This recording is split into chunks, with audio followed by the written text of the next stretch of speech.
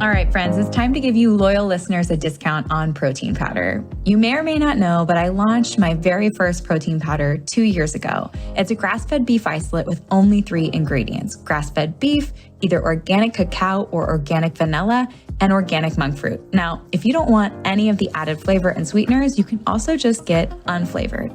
And no matter what flavor you choose, you're getting over 23 grams of protein per scoop, which is going to keep you full and satisfied between meals. I love starting my day with a Fab4 smoothie and breaking my fast with that much protein. It makes a serious difference in my cravings and blood sugar balance the rest of the day, and I've seen it with my clients as well. Now, I never thought I'd own a product company, but when I got pregnant with Sebastian, I realized the majority of protein powders were chemically extracted or enzymatically extracted, and I wanted to use heat and water only. I wanted minimal ingredients because we don't need those emulsifiers, fillers, or added vitamins, minerals, and probiotics. All of those additions increase the chances that it's not going to work for your body, whether it be bloating, digestion issues. I just wanted pure, clean protein to keep you full and satisfied so you could build the most delicious Fab4 smoothie. And I have to say, I'm pretty proud of the flavor. If you take a look at our reviews on Amazon, you'll see 5-star reviews for flavor. And that is key, because if you don't love your Fab4 smoothie and you don't love drinking your protein powder, you're not going to do it. It won't become a habit, and it's consistency that outpaces everything. So if you're here and you're listening and you want to give our protein powder a try, use the code PODCAST5 for $5 off your order. And let me know if you love it. My favorite ways to apply this protein powder is in my Fab4 smoothie, making freezer fudge, making chocolate milk, making hot chocolate, and throwing the unflavored into all my kids' baked goods. So let me know how you use it. Let me know if you love it, and share this podcast deal with your friends.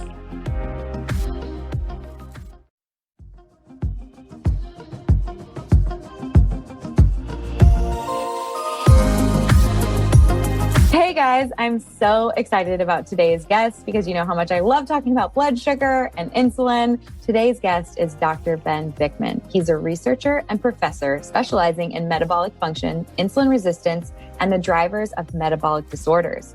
He has a PhD in bioengineering. You got to pronounce that for me. Bioenergetics. Yeah. Bioenergetics. And he did a postdoctoral fellowship with the Duke National University of Singapore in metabolic disorders. He is currently exploring the contrasting roles of insulin and ketones as key drivers of metabolic function. He frequently publishes his research in peer-reviewed journals, which we love so much. And he is the author of the new book, Why We Get Sick. So this book explores the rise of insulin resistance and the key drivers behind it. I am so excited to dive into the nitty-gritty with you today, Ben. Thank you so much for being here. Oh, my pleasure. Kelly, thanks so much for reaching out. You have a great audience, and I'm glad to share any insight I can. Oh, awesome. Well, I love to start from the beginning. I think if we can give people the foundation of what we're talking about here, that would be the best. So why don't we start with what is insulin and why is it produced? Mm-hmm. Yeah, insulin is a hormone that we're all making from our pancreas, this spongy little gland tucked beneath our stomach. And it's releasing the pancreas is releasing insulin all the time. So we always have this little amount of insulin flowing through our blood. And then when we eat something that is starchy or sugary, we have a significant increase in our blood glucose levels.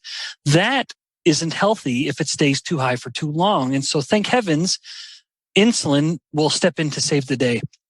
And that is insulin's prototypical action. Its most famous action is to then enter the blood, to knock on the door of cells, certain cells, and then to allow the door to open and push or usher the glucose from the blood, thereby lowering blood glucose into the cells. And the muscle is the most readily available consumer of that glucose. So most of that glucose that insulin is escorting from the blood, it's escorting it into the muscle, up to 80% of it, in fact. So it's significant.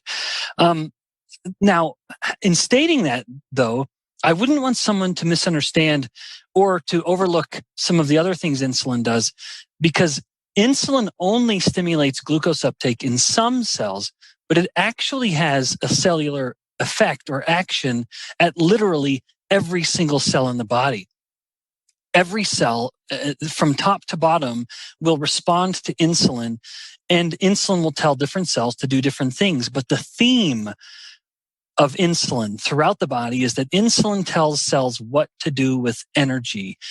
And basically it wants these cells to store molecules, to take in energy and to store it, to make some other storage form of whatever that energy, whatever that nutrient is. So that's insulin's kind of thematic effect throughout the entire body. But the most famous effect is lowering blood glucose.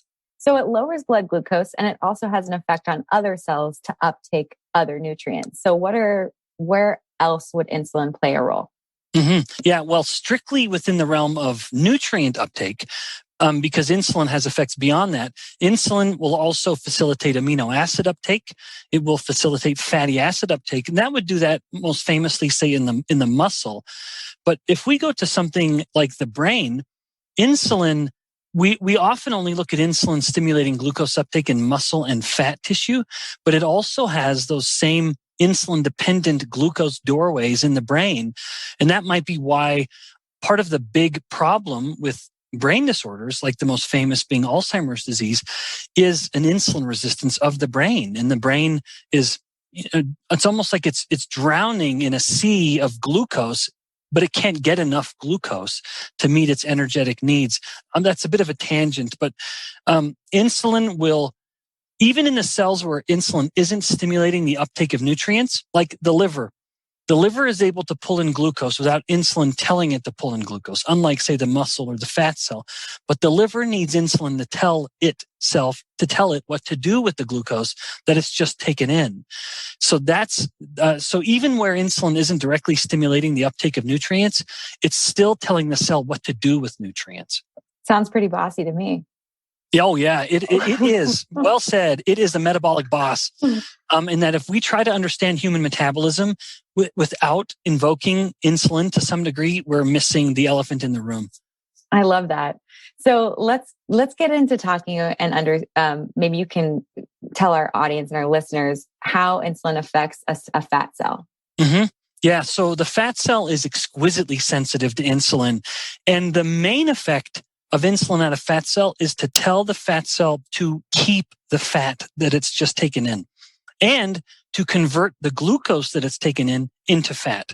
So it is absolutely essential for the influx of energy. You must have insulin there in order for the fat cell to even pull in the fat in the first place. But it's on the back end where insulin really has its effect, which is that insulin will prevent the fat cell from breaking down the fat. So if we have insulin at like a fasting low level, that's enough insulin to tell that fat cell to pull in energy. But it's not enough insulin to tell it to not let it go. And so you could have a fat cell at that low level of insulin that is pulling in as much energy as it is leaking out. However, when insulin goes up, the fat cell is still pulling in energy the same as it always is, but now it can't let it out. Insulin has stopped that back door or that exit to the fat cell, and now you have a fat cell that is growing. And despite the debates around the relevance of insulin in the context of obesity, I will state this with a high degree of confidence. You cannot make a fat cell get big unless insulin is elevated. In contrast, you cannot make a fat cell shrink unless insulin is lowered. It is impossible. When we grow fat cells in my lab, right here across the hallway, we have fat cells in little petri dishes that we're growing all the time. We cannot make it get big unless we increase the insulin in the tissue, in that culture medium, in that little soupy broth that we're growing these cells in. A fat cell must have elevated insulin in order for it to store the fat rather than let it go.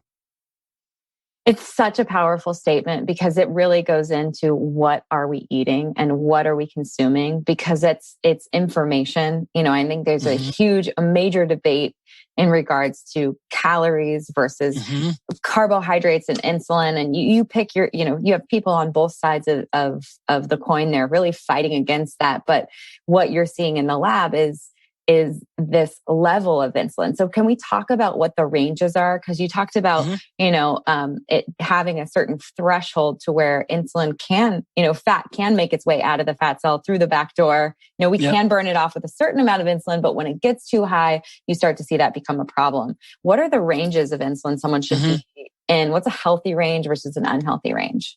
Yeah. So I can speculate and offer some informed answer on that question. However, Unfortunately, the answer to the question isn't going to give someone some like takeaway tool, because it's not like we can get our constant insulin measurements at this point, maybe someday, but it's going to be in the low teens of the microunits per mil. If insulin is somewhere between 10 to 15, that is going to be the tipping point where anything lower than that, then the fat cell is undergoing lipolysis and is breaking down fat, perhaps at the same rate or faster than it's taking it in and telling it to store it. If it's anything above those kind of low teens of insulin, then we've likely passed the threshold where now insulin is having a net positive effect. By that, I mean growth effect on the energy state of the fat cell. And it's letting relatively less go compared to how much it's allowing in. Got it. It's amazing. It's interesting because, we were talking before this podcast started that the fat cell isn't just the trunk. Like I talk about, I reference it as a trunk in my books that like we have these gas tanks, your liver and your muscles for glucose. And then that the fat cell is the trunk. It just ends up getting stored there with elevated insulin. And yes, it is a trunk, but through your research that it's so much more than that. Can you talk about what a fat cell really is and what we kind of have recategorized it to be and why? Yeah. In fact, Kelly, I love the analogy you described. And I'll just simply add to it where you'd mentioned that there were like gas tanks, like the muscle and the liver, like gas tanks, and the fat cells like a trunk. I like to go with that gas tank analogy. It's like the glucose that we have in our muscle and our liver. That's like a gas tank on an enormous semi truck that is a fuel hauler, a fuel tanker. So we have that gas, that tank underneath the engine or the cab of the truck, but the truck is hauling this massive tank of fuel. That big tank of fuel is the fat cell. That small tank is the storage of glucose in the body. And the tragedy, of course, of that analogy is that big truck is rumbling down the road and it needs to stop and fill up that little tank. When the tragedy is it's hauling this massive tank of fuel. And wouldn't it be wonderful if we could replumb the fuel line so that engine was getting its fuel from that big tank on the back? And not to change the subject, because I want to answer your question, but that is what insulin control allows the body to do. The body has those two main fuels, glucose and fat. And we need to be able to shift between the two, of course. The ability to shift between those two fuels is completely dependent on insulin. If insulin is elevated, the body is stuck burning glucose. If insulin is down, then the body shifts over to fat burning. And so when someone And I make no claim that calorie number isn't important. I would never say that. The amount of energy matters, but insulin does too, because insulin dictates which fuel we're going to use. And so when we have someone who's hauling around some extra pounds of fat, then we want to be able to use that fat. That is energy that is waiting to be used, and we cannot tap it until insulin has come down. So nevertheless, the fat cell is fascinating in the depth and variety of its functions in the body, because even if we look at it strictly through the lens of energy, it is absolutely essential to human survival. Our ability to store fat in fat cells and later rely on that fat is essential to humans having lasted as long as we have. So even if we only looked at the fat cell through the lens of its ability to store and use energy later or share it, that would have been enough. But its effects on the endocrine system, or its role within the intricate kind of orchestra of hormones throughout the body, gives it this fascinating extra layer of complexity where we look at glands, these famous glands like the thyroid gland or the adrenal glands or the gonads, and they're such big heavy hitters in the realm of endocrinology. But the fat cell has many, many contributions. One of them is one that we all know, which is the production of a hormone called leptin. We think of leptin often because of its effects on satiety, where we'll say subcutaneous fat is better than visceral fat because subcutaneous fat makes more leptin than visceral fat does, pound for pound. That's absolutely true. And people think, well, then it just helps you control your appetite more. Yeah, maybe that's part of it. But leptin also stimulates mitochondrial biogenesis. It actually this product of the fat cell, this hormone leptin, stimulates the production of the metabolic machinery within a cell that helps burn the fat, which is the origin of that leptin in the first place. And even beyond the energetic and the use of energy in the body, leptin is absolutely essential. And I don't use that word lightly. It is absolutely essential to fertility. And that is why people with actual genetic deficiencies in leptin are totally infertile. I mean, zero fertility. That is why a young woman, or any female in particular, who needs more leptin than a man does, which is why her fat cells likely, and they do, make more leptin than a man's fat cells do. If you don't have enough fat cells, you don't make enough leptin. And that is why the incredibly lean young woman isn't ovulating. It's because there's not enough leptin coming from her fat cells. So fat cells act as this they have an absolute throttle in controlling fertility, where on the low end, if there's not enough fat to make enough leptin, the brain simply won't overcome that threshold and will tell the gonads to not be fertile. It will absolutely stop fertility. It's almost like fat is telling the brain, okay, I have enough energy. My body, we have enough energy to undergo the energetically expensive process of fertility, especially in the case of the woman who really carries the metabolic burden of childbirth. Of course, the man is relevant. Nothing happens without him. But she really does the marathon of growing that baby and then lactating to feed the baby. All of that whole process from beginning to end is incredibly metabolically expensive. It's almost like this is the insurance that the fat cell is giving to the brain to then give to the gonads to say, hey, I'm here. I can carry us through this well enough for at least for a time. So let's go ahead and be fertile. Otherwise, hey, there's not enough fat cell here. So I cannot give you this insurance or this assurance that we can get through this. So don't. I'm not going to let it happen. So even when it comes to something as important and essential as fertility, the fat cell, because of its effects on hormones, can control that process. In addition to, of course, many others, including something like insulin resistance. It's so fascinating to me, especially because my audience is females on average, 25 to 45, many of them thinking about getting pregnant. Mm-hmm. And to know that that has such a powerful effect on our ability to ovulate is empowering. Yeah. In fact, Kelly, let me just riff for one more second then. Let's do it. Given the perhaps interest in this topic, you have to have an essential amount of fat to facilitate ovulation in the first place. However, of course, you can go too far. And this is something that we see with polycystic ovary syndrome, even in women who don't appear to have insulin resistance. When you measure a clinical metric of insulin resistance within the fat cells, which is a combination of measuring insulin and free fatty acids in the plasma, you can determine that even lean women that have PCOS have demonstrable insulin resistance in their fat cells compared to women of the same weight who don't have PCOS. And with the problem with PCOS, the most common form of infertility is that she has too much insulin in her blood relative to what her blood should be. And insulin inhibits the ovary's ability to convert androgens like testosterone into estrogens. All estrogens were once androgens, and men and women, every single estrogen came from an androgen. And there's one pivotal enzyme that allows that conversion.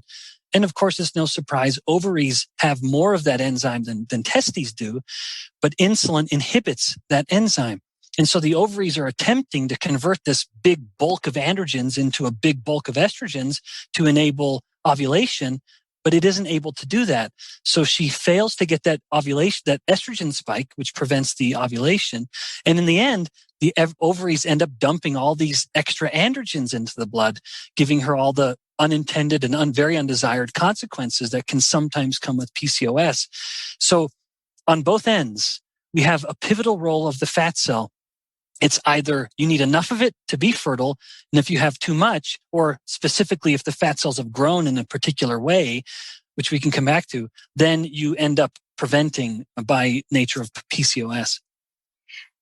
You just explained PCOS, I think, in the clearest way of any guest I've had on the podcast thus far.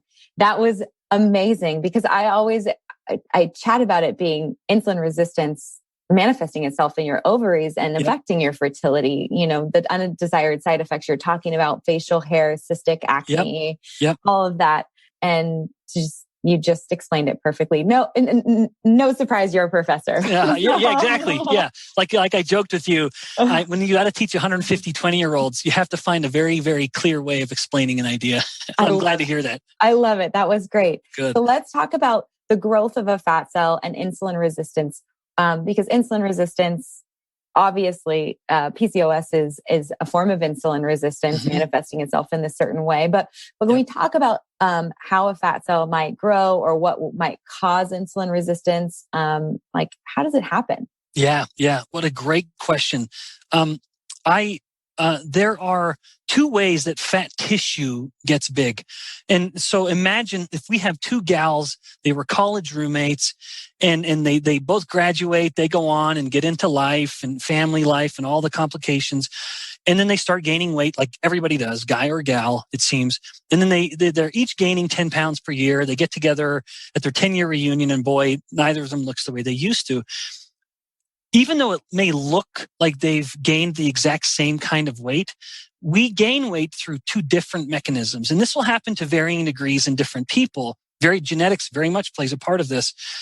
Genetics even to the point of sex differences between male and female. And I'll try to remember to elaborate on that.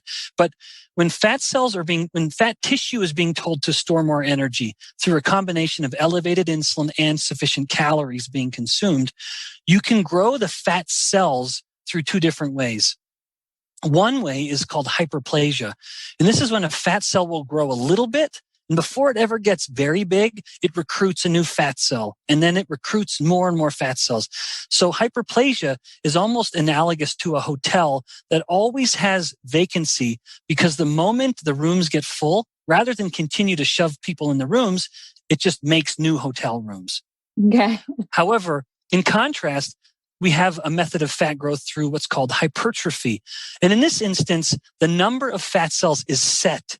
We don't expand our fat cell number, but each individual fat cell is left to carry an ever bigger and bigger and bigger burden. So this would be analogous to us to shoving more people in the hotel rooms. That is a sick way of getting fat. And in the case of the hyperplastic fat growth, these are fat cells that can continue to multiply. So these are the individuals who can get super morbidly obese and stay relatively healthy. They can continue to get fatter. Now, they're not healthy, but they won't be profoundly insulin resistant because they continue to store fat in their fat cells. And that's where fat is supposed to be. Now, I'll come back to that. So in the alternative version, we have hypertrophy of fat cells. Those fat cells end up creating two problems, but they do both of them in order to save themselves, which is strange. But as a fat cell is getting larger and larger and larger, it begins to reach the physical limits of how big a cell can get without physically bursting, which is, of course, very, very unhealthy and dangerous. So the fat cell is continuing to have insulin force feed it more fat. But it knows that it cannot continue to take in that fat, but it can't stop the intake of fat. What it can do is ignore insulin trying to tell it to not let any fat out. So insulin may be elevated. It's attempting to inhibit the breakdown of the fat, but this hypertrophic fat cell tells insulin, forget you. If I keep listening to you, I'm going to explode. I'm going to start leaking fat. And so it becomes insulin resistant. And again, insulin's trying to tell the fat cell to not let any fat go. It becomes resistant to that signal and now starts letting fat go. At the same time, as all the fat cells are becoming ever more hypertrophic, they are pushing each other further and further away from blood, from the capillaries that flow through all tissue, including fat tissue. And so these hypertrophic fat cells become hypoxic, which is just a sexy way for saying they actually become deficient in oxygen. They're too far from the blood to exchange CO2 and oxygen anymore. And in order to improve blood flow, they start secreting pro-inflammatory proteins called cytokines, because some of those cytokines have an effect to stimulate the production of new capillaries. This one called vascular endothelial growth factor, VEGF. It's trying to create new blood vessels to help the fat cells not be hypoxic anymore. But in these two efforts to save themselves, the fat cell is now secreting lots of free fatty acids and lots of pro-inflammatory cytokines. And that is all any other cell in the body needs to become insulin resistant itself.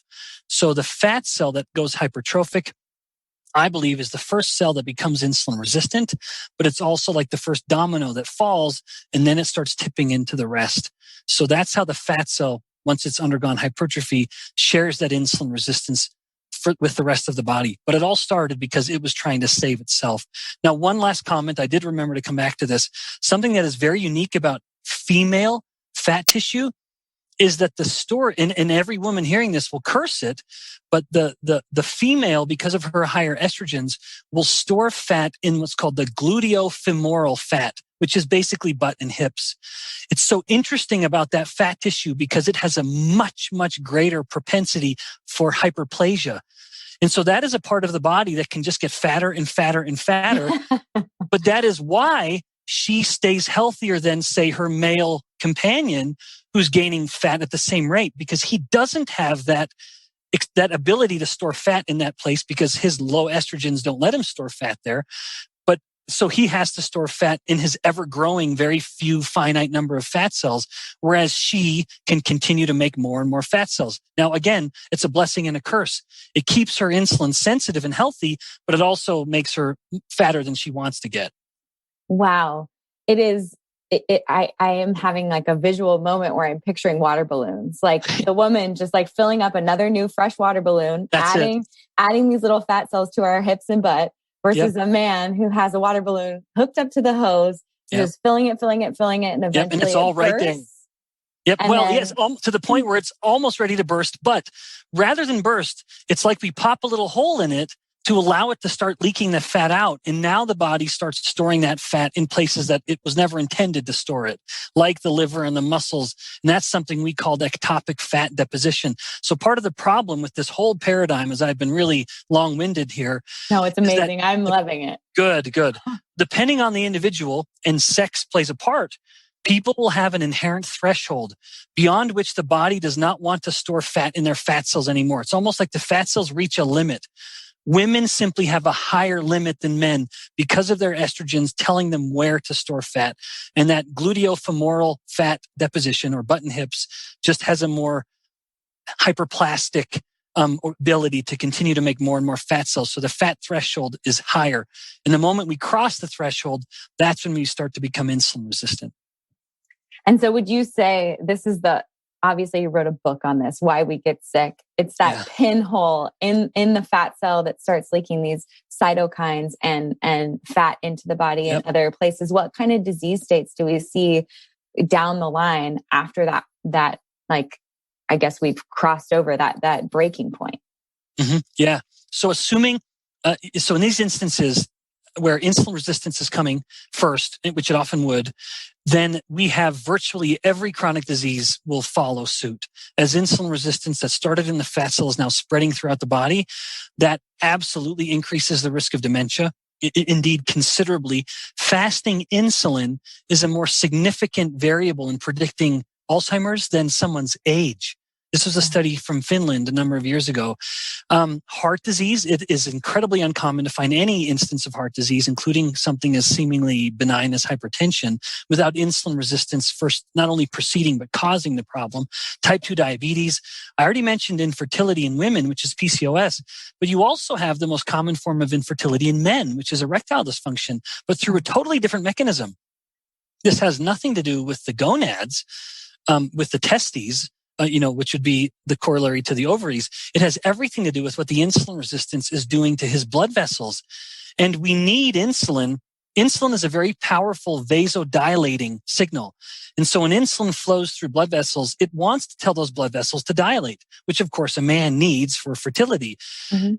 Those blood vessels become insulin resistant, and now insulin's attempting to induce dilation. It doesn't. They stay constricted, and now the man has erectile dysfunction. In fact, that phenomenon is so intimately connected, those two, that there is a manuscript written by physicians and scientists entitled something like, "Is erectile dysfunction the earliest manifestation of insulin resistance?"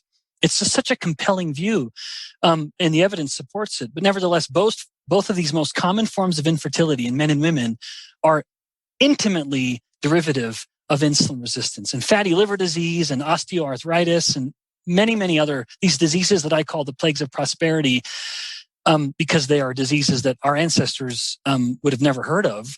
They are in many instances directly a result of insulin resistance, or the insulin resistance might not have caused it, but it's exacerbating it. It's making it worse. So, like I said earlier, so fascinating. It's interesting to take it back, like to the root cause of what are the basic things happening here that are causing, like you said, the dominoes to fall all the way down to these chronic diseases. And then we get the chronic disease and go like, why is this happening? And try to work our way back. So the whole point of this podcast is to help people start from the beginning, to start at the root, to figure out how to avoid erectile dysfunction, polycystic ovarian syndrome, and all of the rest. When it comes to preventing sickness, you can tell us why we get sick, but we also want to prevent it. What do you think the causes of insulin resistance and elevated blood sugar and all that our ancestors didn't have? What's causing all of this, and why is it so common among Americans? Yeah, what a great question, essential question. I think that there's a way of looking at it where we can split up the causes, and which would also be reflective of not only how to prevent it, but how to reverse it by looking at giving it sort of a primary classification, some of these causes, and a secondary classification. So on the primary side, I consider there to be three primary causes of insulin resistance, each in its own right capable of inducing insulin resistance, and each I consider them primary because they have been validated in the three main biomedical models that we use as biomedical scientists, which is cells, rodents, and humans, as we kind of graduate up to the one that matters. So they are in no particular order. Actually, I will give it a particular order. One would be inflammation. Inflammation itself is capable of causing insulin resistance at all three levels. We see that in cells, rodents, and humans. And this is so compelling because there are people with, say, autoimmune diseases, and all autoimmune diseases have an ebb and a flow to them. They'll have a high and a low, that's just a natural rhythm to the disease that, mind you, the lifestyle environment can help modulate, but it'll be bad and then it'll be better and bad and better. There are studies in people with rheumatoid arthritis to find that when the arthritis is very active, the body is more insulin resistant. When the arthritis has subsided, the body's more insulin sensitive again. It got back to normal as the arthritis did, and the inflammation did. So inflammation alone is a primary cause of insulin resistance. Second, stress is a cause of insulin resistance. And this is because of the prototypical stress hormones, cortisol and epinephrine. Again, in all three models, cells, rodents, humans, these stress hormones can cause insulin resistance. Now, this, of course, can be something as simple as bad sleep. Bad sleep is a stress to the body. And it doesn't have to just be these dramatic, stressful events like I'm trying to get away from something, which is kind of the old textbook version. Not nowadays, that's not it. Nowadays, it's anxiety from something we've seen on social media or something happening at work or within our families. Those are stressors that will increase the stress hormones, which, again, individually contribute to insulin resistance. Now, those two I start with because they matter. They are primary causes, but they're also somewhat difficult to really get a firm grip on in order to change. Inflammation and stress are both, well, they're a little more vague and ambiguous depending on the person and depending on what the insult actually is. So I don't think we certainly should try to control those as much as we can, which may in some instances, if not many instances, be very little, unfortunately. The third one I focus on because it is one we can control extremely well, which is elevated insulin itself. And that is to say it another way, when insulin is elevated for too long, it starts to cause insulin resistance at the cells. And again, we see this validated in cells, rodents, and humans, but it is representative of a simple biological principle, which is when a cell is faced with an incessant stimulus, something pounding on the door of the cell. If the cell can, and not all can, it will downgrade the sensitivity to that signal. So a cell that is inundated will attempt to preserve its function by becoming deaf to it. And I use the analogy, and some of your listeners will appreciate this. My wife is an at-home mom. She is up to her eyeballs in the kids. Now that actually she has times where they're all out of the house now. So, thanks. She's of course grateful for that, as much as we adore them all. Yeah. But I will be home with him very often, of course, and I will hear my kids sort of squeaking for mom's attention. Mom, mom, mom, mom. And she's just not responding. She's heard it. She's heard it so much. The stimulus has been so incessant that she's become a little deaf to the signal. I, however, don't hear that stimulus all the time, and I'm still exquisitely sensitive. And so I'm listening to my child getting louder and louder and louder, and I will say, stop yelling at your mom. What do you need? Let me help you. I'm right here. I'm dad. I'm capable of more than just being a sperm donor. And so I am much more sensitive to that signal than my wife is, because she has heard it so much. I don't hear it as much. I'm the at work parent, so I'm in my perfectly quiet little environment. Nevertheless, too much insulin itself is a cause of insulin resistance. And that is the one we can change exceedingly quickly by just changing what we put in our mouths. Now, I would be remiss if I left out the last one. Those are the three primary causes, and I emphasize the last of them. But then we have a secondary cause, which is to say that it doesn't directly cause insulin resistance, and certainly not validated through those three models, cells, rodents, humans. But that is the excessive consumption of linoleic acid, which is an omega-6 fat that is heavily present in things like soybean oil, corn seed or corn oil, canola, or anything that is called vegetable oil. Safflower, sunflower. Yep, that's it. All of them. Yeah. None of those are vegetables. They're all refined seed oils, and they're all exceedingly high in linoleic acid. Linoleic acid makes the fat cell grow through hypertrophy. And of course, everyone will recall that discussion from minutes ago. When you force a fat cell to grow through hypertrophy, you make it insulin resistant and hypoxic or pro-inflammatory. And now you've tipped over the domino. Wow. That's crazy. I love knowing the causes, primary and secondary, because you're giving the listeners actionable steps. Yeah, like that third one, just knowing that elevated insulin is a cause and a driver, and that linoleic acid and these seed oils, these inflammatory omega-6 oils, not only do they cause inflammation, we now know they cause the fat cell to grow in a sick way. Yep. So how can we remove them from our diet? Yeah. That's replacing that with olive oil and coconut oil, ghee. I don't know what your favorites are, but those are some of mine. Okay. Well, let's go back to that third marker in the primary, the elevated insulin. Can we talk about how someone might bring their insulin down, and what are the types of fuel? I'd love you to touch on ketones and how someone might become fat adaptive and be able to use different forms of fuel. Yeah. So I think that there are 4 pillars to dietary changes that will result in lowering insulin and thus improving insulin sensitivity. I'll start, I guess, in a particular order. So first is control carbohydrates. I put that first because I think it is the most important. And by control carbohydrates, I don't mean never eat any ever again. I don't mean that. What I do mean is focus on fruits and vegetables as the source of your starches and put everything else further back. And the more refined and the more processed it is, the further back on that queue of carbohydrates it ought to be. So focus on fruits and vegetables, and that's generally going to be perfect. And one other aspect of that is eat those fruits and vegetables. Don't drink them. Drinking them is not the same. So eat those fruits and vegetables. Cook with them, but don't juice them. Apple juice doesn't count. That's exactly right. Yeah. So control carbohydrates. And then number 2 and 3, prioritize protein and don't fear fat. I like to put them together because in nature, the best proteins come with fat.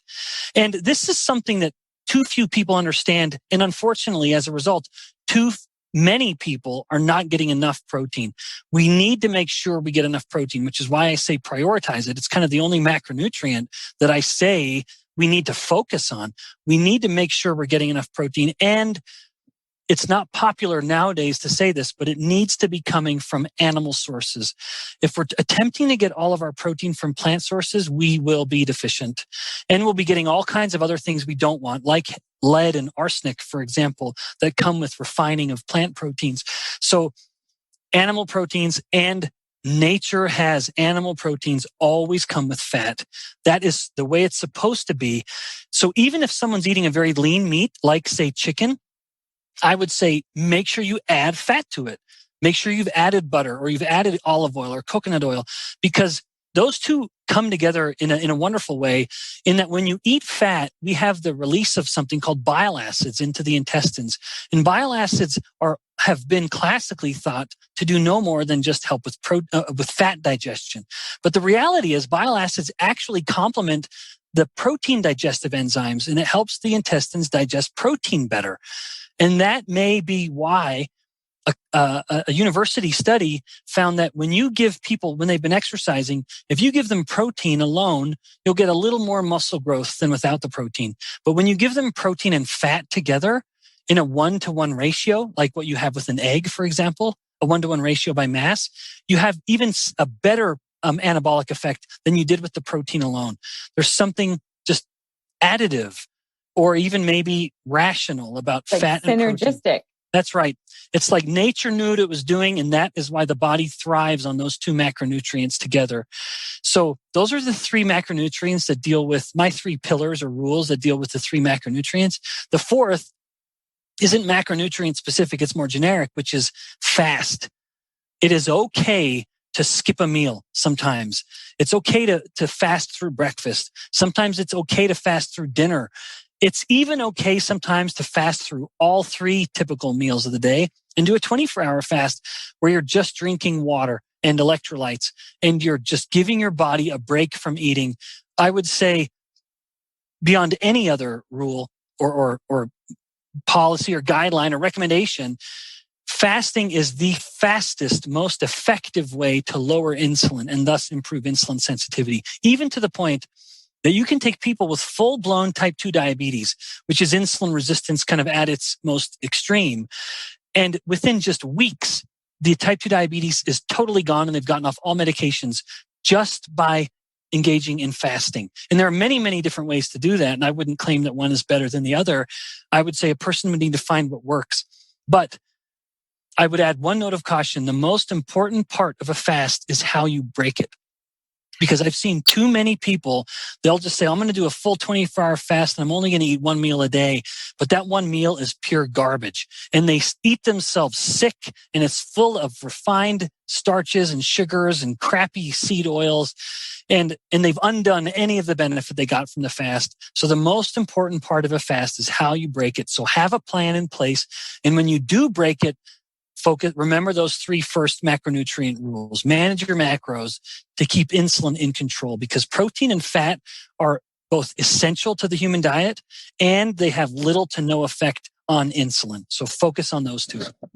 Oh, I feel like you're preaching to the choir. You probably don't know what I talk about, but I love the fat. I call it the Fab Four. It's protein, fat, fiber, and leafy greens. And that's good. That works with me. It's all I see is people eating suboptimal levels of protein and trying to get, just don't get the nutrient density that you can get from a grass-fed burger or a piece of wild salmon. I mean, just the nutrient level alone and ounce per ounce when you're comparing animal proteins to plant-based proteins. Yep, that's right. And just the satiety that you feel, like that calm and your ability to easily skip a meal or go longer between meals. It just doesn't happen when you're riding the roller coaster of blood sugar and you're full of insulin. That's right. That's right. In fact, I remember you reminded me, you'd asked about fat adaptation and fuel use. It's almost reflective or following up on my sentiment earlier, which is think about the human body and human metabolism like a big fuel tanker. In order to, and I'd mentioned then that the primary fuels in the body are glucose and fat, and insulin directly determines which fuel we're using. And if insulin is chronically elevated, as it is in most people, even when they've stopped eating hours ago, they should have shifted to fat burning, and they don't. They stay in sugar burning because insulin won't let them shift. And so good luck losing fat if you can never really shift to fat burning. And there are other fuels, the most primary of them being ketones, but there's another one, which is lactate. People don't consider lactate a fuel, but even in like dementia or traumatic brain injury, one of the ways they can overcome the problem with like a traumatic event to the brain is they give the brain ketones and lactate. Now, so lactate is even a less well-known fuel, but when we look at ketones, ketones are a fuel that any cell with mitochondria will gladly use, gladly. For example, in heart failure, when there's clinical evidence in humans that if you take a group of humans that are suffering from heart failure, which is the heart isn't pumping blood as well as it used to, it's failing, you infuse ketones into their blood, and immediately the contractility of the heart improves. It suddenly gets more efficient. And so the failing heart is desperate for these ketones to use as an alternative fuel. The failing brain appears to be desperate, where I touched on the inability of the brain to get enough energy from glucose. So the brain has this much of an energetic need. The average person has no ketones, and so glucose is the only viable fuel. But as the insulin resistance gets worse, you end up creating this energetic gap where the brain is attempting to get that glucose to meet all of its needs, but it can't. Ketones are the only other fuel, but we only make ketones when insulin is low. And so the person who has chronically elevated insulin and glucose, the brain is drowning, and it cannot get enough of its energy from the glucose that it's surrounded in. And the only other fuel that it's crying out for, we don't give the brain because our insulin levels are too high to let us make ketones. And one note about ketones, which is, as I said, a perfectly viable fuel. We published a paper a few years ago finding that beta cells in the pancreas actually live better when they have ketones as a fuel. And that might be some interesting dynamic to type 1 diabetes, where these ketones are trying to keep the beta cells alive. We also published a paper last year where we found that ketones increase the metabolic rate on fat cells in humans by about 2 to 3 times, depending on the person.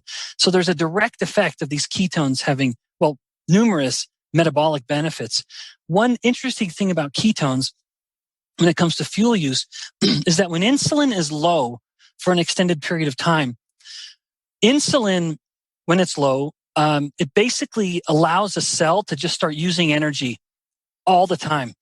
Even in the case of the liver, the liver, when insulin is low, starts burning fat very, very rapidly because it can now. If insulin's low, then fat burning goes up, including in the liver. But insulin stays low for so long that the liver cell keeps burning fat, and in fact burns more fat than it needs for its own energy. Normally a cell will only burn enough energy, will only burn enough nutrient that it needs to meet its energetic needs.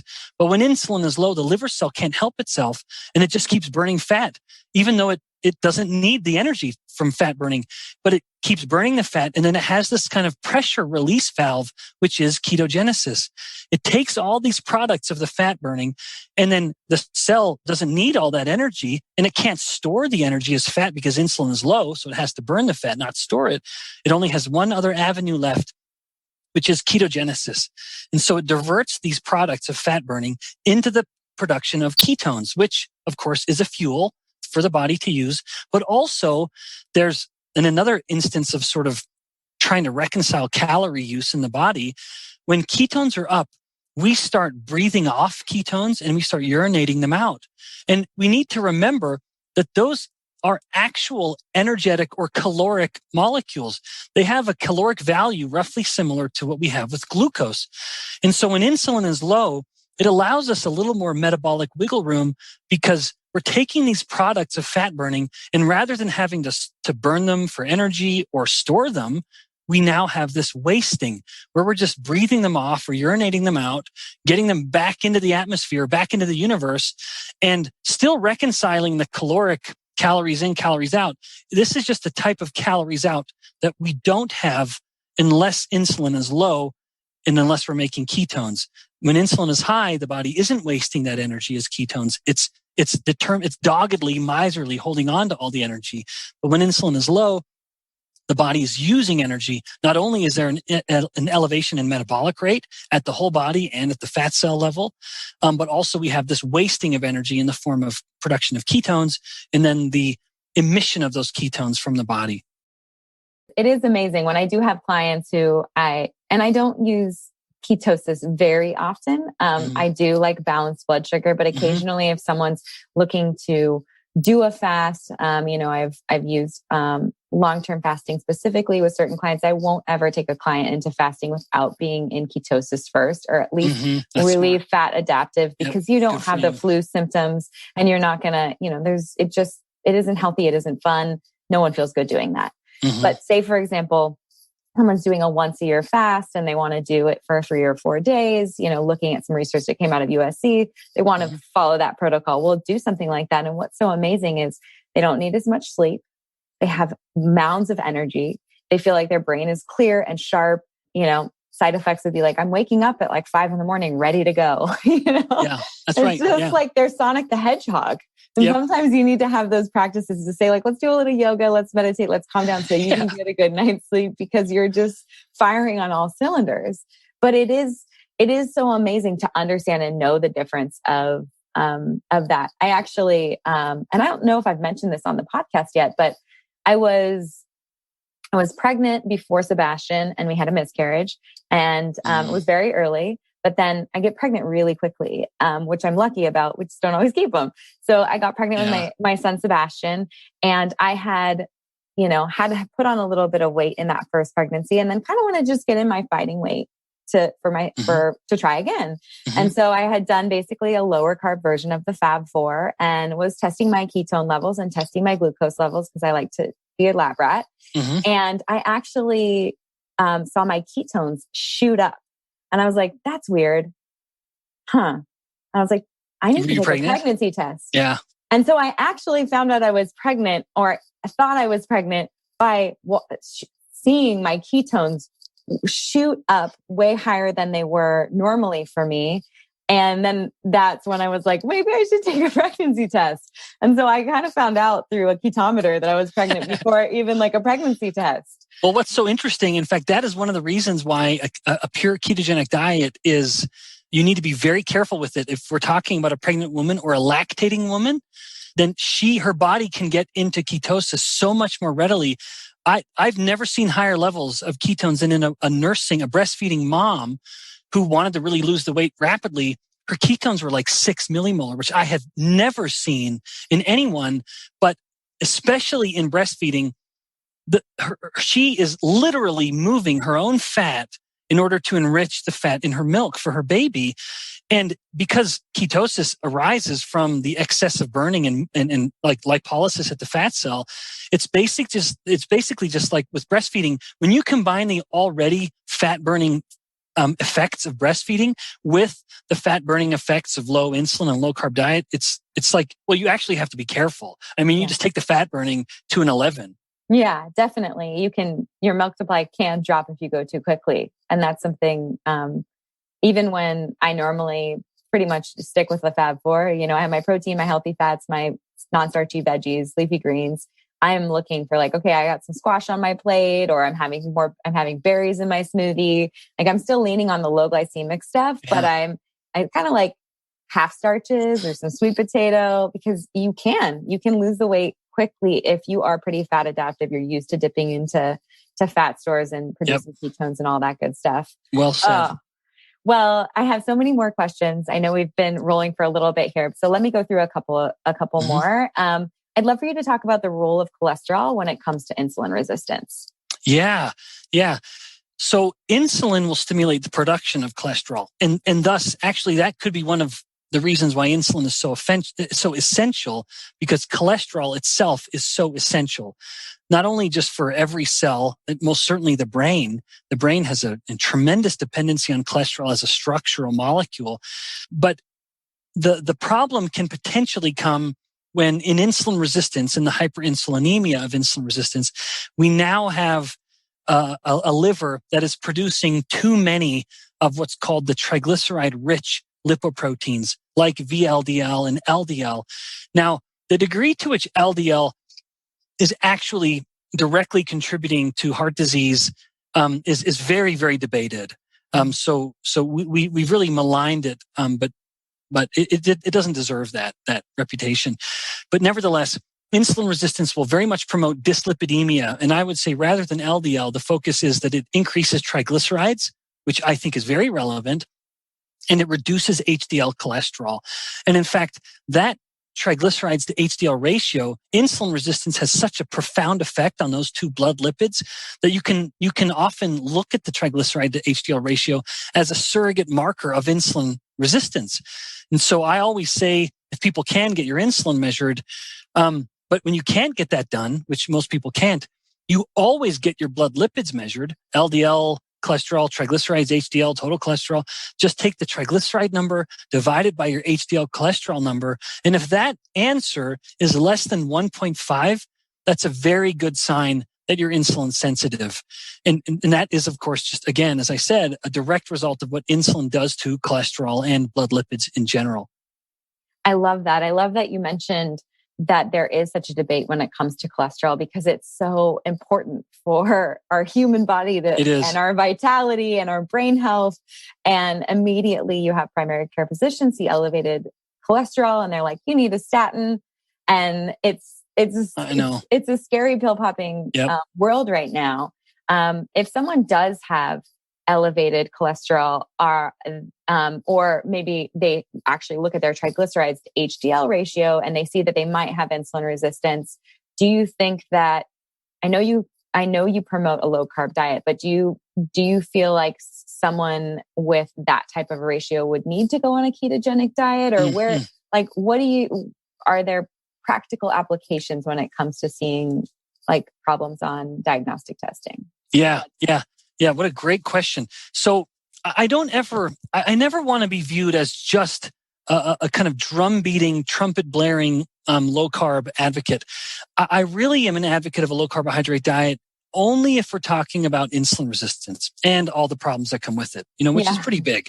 But I don't mean to ever say, I don't ever mean to say that this is the only way for anyone to eat, just for the record. But if there was someone who had a high triglyceride to HDL ratio, I would say based on the available clinical data, there's no better way to improve the triglyceride to HDL ratio. It's kind of paradoxical because triglycerides represent the prototypical fat molecule in the blood.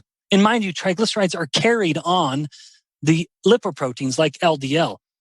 So there's definitely a connection there. But triglycerides really represent the fat that is moving in our blood as it's carried on these lipoproteins. It's somewhat paradoxical, but if you want to increase triglycerides, you increase your carbohydrate consumption. If you want to drop triglycerides, eat more fat and cut the carbs. And I know it's paradoxical, but those triglycerides are being produced from the liver, and insulin tells the liver to make fat. It tells the liver to make those triglycerides and to package them up and to release them into the blood. And when insulin is low, even if you're eating more fat, you just have a significant, profound. I'm friends with a clinician here in Utah Valley, and he has seen people go from triglyceride levels in the 300s and 400s down to the 50s in just weeks by adopting a low carbohydrate diet. And at the same time, HDL cholesterol starts to climb. So all the more reason now to focus on the low carb or focus on insulin more to be more precise. One thing that's interesting, LDL cholesterol will sometimes go up on a low carbohydrate diet. And so I've heard from people who say, well, my LDL went up, and so that's dangerous. I'm worried about it. And I ask them, well, what about your triglyceride to HDL ratio? And they'll say, oh, it's awesome. It's 0.7. And I will then say, congratulations. You're probably going to live a very long life. Your risk of dementia is significantly down. Your risk of dying from infection is significantly down. And those are real human studies that find that the longest lived people have the highest cholesterol levels, even LDL. People with the lowest LDL not only have a significantly higher risk of depression and suicidal tendencies and violent behavior because the brain is so dependent on cholesterol, but they also, people with the lowest LDL have like a 15 times higher risk of dying from infections and blood-based cancers like leukemia. And people with the lowest cholesterol levels, including lowest LDL, have a significantly higher risk of Alzheimer's disease. There's something that we just so miss when we vilify LDL as the source of all heart disease. LDL is an essential molecule, not only the cholesterol, but the LDL lipoprotein itself. It is essential to brain health. It is essential to immune health. LDL has the ability to bind infectious bacteria and eliminate it from the body by passing it through the liver to go into the intestines. So I think it's justifiably, rather than looking at LDL as just this source of heart disease, we really ought to look at it as a primary component of the immune system, because its role in immunity is tremendously important. And that is why people with the lowest LDL are so significantly more likely to die from infections, because they've just lost this fundamental component of their immunity. Oh, I love that you just said that. I'm dealing with it personally in my house, that my dad, he has elevated cholesterol and LDL, and his doctor's like, we need to put you on a statin. And I was like, no, Dad, you know what we're going to do? We're going to get you a levels continuous glucose monitor, and we're going to stop eating the cookies and the chips, and we're going to reverse that. And then you're going to go back in and get tested again. Yep, good for you. And that's what we did. And it's amazing because he can immediately see how high his blood sugar goes. And then you and I know that's elevated insulin. That's the production of triglycerides. That's creating that problem in his blood. And I want my dad to be around a long time and with it. Yep. Good for, I agree. First of all, good for you. Secondly, I agree with that last sentiment completely. When I am evaluating my lifestyle habits, sure, I want to stay lean. And I joke especially when I was dating my wife, 20 years ago, and I said, sweetheart, you see this beautiful orange hair? It's not going to last. I'm going to be bald someday soon, but I'm always going to look good with my shirt off. That was sort of like my premarital promise. Now, whether I've held that, I don't know. She'd have to ask her. But I just thought, see you from the shoulders up, but you look pretty good. Yeah, I got it going on. I got it going. That's terrible. But anyway, really at the core, my motivation is, even now in the midst of my young kids, I want to be a healthy grandpa. Yeah. The moment my little daughter, my firstborn, was born, it was actually one of the most profound experiences of my entire life. I was holding this little baby, and I'm sorry, let me rant for just a moment. Yeah, I love it. I'm a new mom. Are you kidding? I'm like, oh yeah, good. In the face of that little baby, I, in a way, saw my immortality. And that sounds so silly, but I saw my generations, going and going and going. And I thought, this is me becoming immortal, like me living and myself, whatever I am, continuing in my offspring. And in that moment, I saw her. It was a deeply, almost, I would say, spiritual experience. I say that because I'm very religious, but I saw myself and my role in her life and in her children's life and the legacy that my wife and I would create with our children. And I thought that it just galvanized my resolve to be very healthy, because I want to be the best damn grandpa I can be. And if I can't get up out of a chair and I can't get up off the ground, well, then I'm going to I may try to be a good grandpa, but I'll be limited in how good I can be.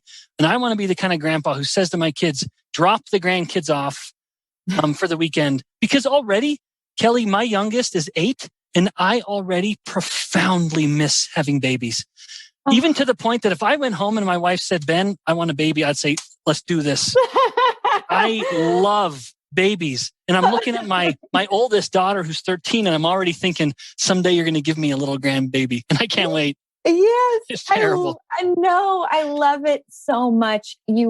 What you're explaining, and like the difference in being energetic and being present and being there for your children and your grandchildren. It's a totally different experience in life. And it really your health profoundly affects your ability to show up as a family member, as a husband, as a dad, as a grandfather in the future, as a researcher, as someone here on the podcast where someone's listening and something is going to click for them, where they're going to be able to make real change in their life. And that's why we're here. That is a major, like your work, me being able to be like a megaphone for the research that you've done. It's changing people's life in their ability to show up, feel happy, lower anxiety, have energy, and really change their life, prevent illness, and really and pass their legacy down and have more children. I love that so much. I have 2 children right now. I really am aiming for 4. I have to get over the 3 hump and then push my husband for 4. Yeah. But I mean, babies are the best. I have a 3-month-old smush in the other room right now that I'll have to feed at 4. But it's like, it is. Oh, enjoy it. I miss beautiful. I miss it so much. I really do. Of course, I didn't have to do the breastfeeding, so my view is a little differently, but I miss it. No, I love breastfeeding, to be honest with you. Like, I just love connecting with these little humans and watching them grow up. And I know exactly what you're saying. Like, we applied for preschool and I'm already sad about it. I'm like, no, once he goes, he doesn't ever come back. Yeah. Well, that's great. I think you said it perfectly. Amen. I agree. Yeah. It's really good stuff. I love everything that you are doing, Dr. Ben. Thank you so much for being here and putting your heart into everything. I want our listeners to go get your book, Why We Get Sick. I'm going to put everything in the show notes, but where can they follow along with you? Where can they buy your book? Do you have a website? Let us know everything. Yep. Yeah, you bet. Yeah. Thanks again, Kelly, for reaching out. This was so fun. Yeah. The book is called Why We Get Sick. It's basically a primer on everything we were just discussing. What is insulin resistance? Why does it matter? Where does it come from and what to do about it?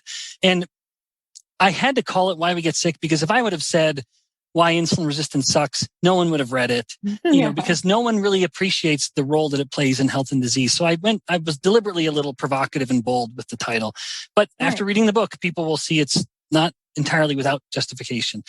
I'm fairly active on social media, so people can find me mostly on Instagram.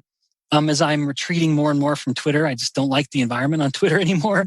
On Instagram, people can find me at Ben Bikman, PhD.